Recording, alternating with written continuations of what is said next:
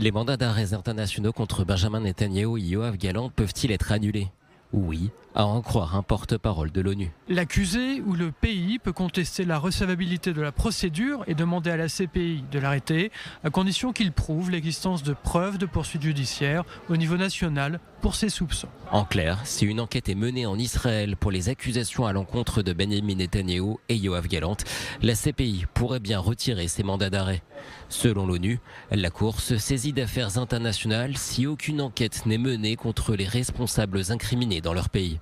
Il ne suffit pas qu'un système judiciaire existe, mais ce système judiciaire doit montrer qu'il est actif par rapport aux soupçons des crimes concernés. Jusqu'à présent, Benjamin Netanyahou s'est toujours opposé à la création d'une commission d'enquête d'État et donc indépendante des élus sur la gestion des risques et des menaces précédant le 7 octobre. Le Premier ministre ne s'opposerait pas à la création d'une commission d'enquête spéciale parlementaire nommée par la Knesset.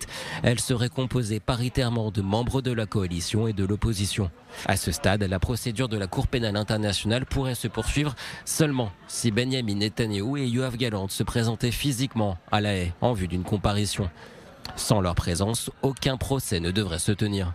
C'est dans ce contexte que Yoav Gallant devrait se rendre aux États-Unis ce dimanche.